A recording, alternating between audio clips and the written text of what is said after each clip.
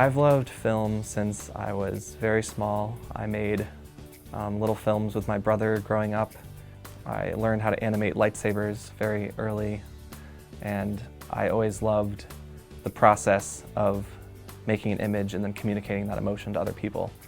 So it's what I've always loved, and in going to UConn, it was great to be able to finally expand that knowledge and share it with all of these people that share similar interests. My name is Ryan Glista.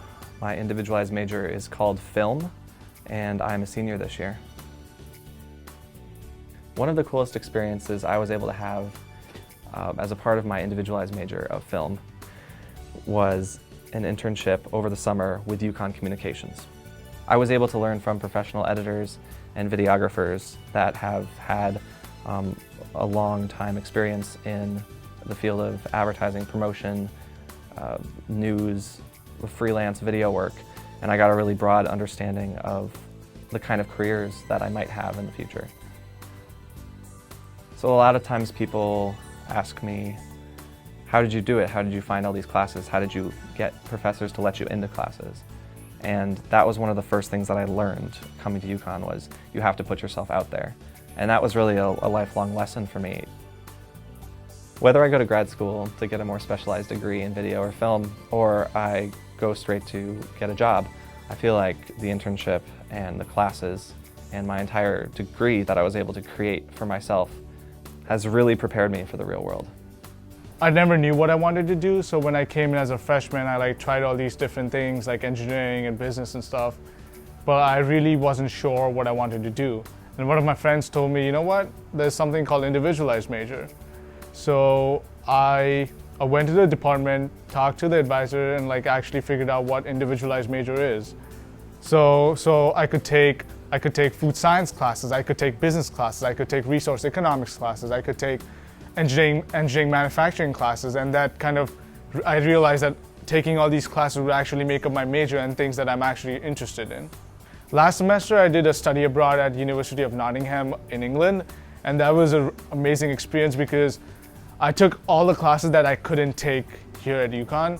So I took classes that were actually developing a full-blown a food product, actually making a business plan for that product, actually making a factory layout about how I'm going to produce that product in large scale. And that was a really good experience because I learned about how the global food economy works, how the global food system works, and how people in the US eat food differently than in the rest of the world, how food is actually produced at different countries. So the whole experience shaped my thinking for a global food economy rather than just in the US, and that's why it enhanced my experience in what I actually want to do in life.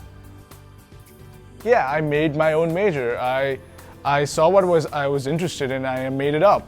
And my major is called Food Economics and Manufacturing. I combined different departments from School of Agriculture, from School of Engineering, a few classes from School of Business, and that's how I made this major up. So my name is Abby. I am a junior here at UConn, and the name of my individualized major is Global Health. So I created my individualized major my freshman year.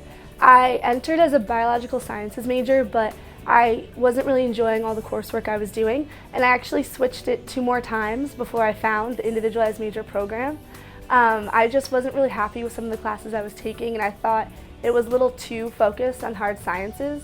So I came back and met with the advisors for the program, talked about some options, and we kind of decided that global health would fit me and my future interests the best. I get to take courses from the anthropology, sociology, and geography departments a lot, so it's given me a really holistic perspective on the issue of global health, which has been really interesting. And I also like the work I've been able to do with faculty members. So through a service organization called Global Brigades we have here on campus, I directed a trip this past winter that went to Panama. So I, along with 40 individuals, got the opportunity to travel there, and the way the trip works is for the first 3 days, we bring all the supplies and people to implement a health clinic in a rural community. It's all part of Global Brigade's holistic model of development, so we were working on the medical component. So we implement a health clinic that includes educating community members about different health issues, And then the second half of the trip is going into the same community and working on public health projects. So a lot of these homes don't have access to things like electricity or potable water, so we will enter and build them different sustainable things that they can use throughout the rest of their lives, hopefully. My major in global health, I hope to pursue a career in international medicine. After college, I do plan on going to medical school and possibly doing a combined program with a public health degree. I would love to live in the United States and work, but I'd also love to have the opportunity to travel outside the country to provide healthcare services like I've had the opportunity to do through Global Brigades and my service trips. My name is Colin Melford, and I'm an individualized major across the fields of nutrition and exercise science in the kinesiology school, and my major is titled Elite Athletic Performance. The individualized major has allowed me to work closely with my advisors, many of which are nationally recognized experts in their respective fields. And I've also had some great diversity in the content that is provided in my courses. I've also really gotten to enjoy participating in research studies here at UConn, predominantly through the Corey Stringer Institute, which is a nonprofit organization that was founded back in 2001 by the wife of Corey Stringer being a football player who died on the field from a heat stroke, and also co-founded by Dr. Douglas Casa, who works here at UConn. He's a professor and a nationally renowned expert on heat stroke and hydration. Through some of these studies, I've gotten to work closely with UConn student athletes, which has been a great experience. And a lot of the studies allow very hands-on participation, about as involved in the research process as you can be. Whether that's data collection or data analysis or creating graphs or whatever it is, they really allow you to get a very close-up, hands-on experience that's very similar to what you might be doing in a research company or university in the real world. So the student athletes here at UConn and a lot of the coaches that work with the athletes are able to utilize the information that we gain through these tests and either manipulate workouts or at least track progress of their athletes throughout the competitive season. Ultimately, I'm not entirely sure where my path will lead, but my hope is to be an expert in optimal athletic performance. I'm interested in a holistic approach to athletic performance.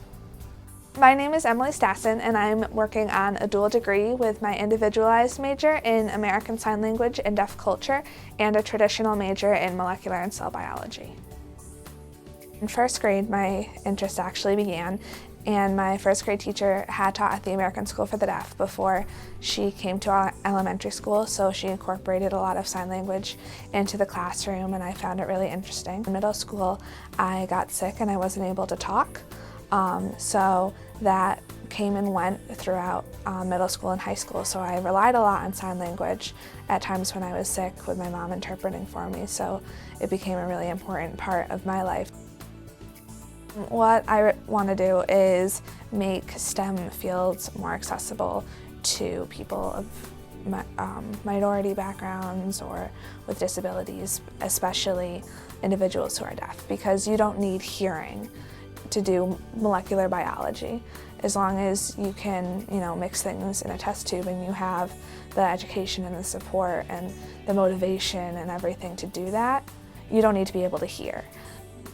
I had the opportunity to go visit a researcher at Boston University and learn about her efforts to create higher level vocabulary for STEM topics, and also go down to Gallaudet University and sit in and video record and interview and survey students and professors down there who were majoring and teaching and researching in STEM fields, and I learned a lot from both of those experiences.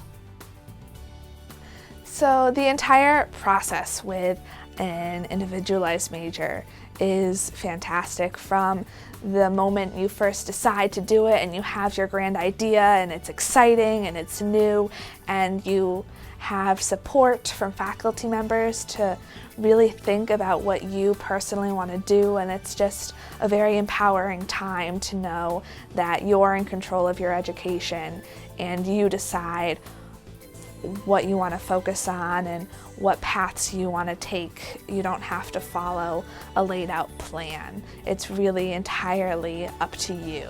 You also have the guidance and support of people who know the university, know classes, know the success rates of students and how to make sure you are successful. An individualized major means that you value your education and that you will work to get the most out of every opportunity.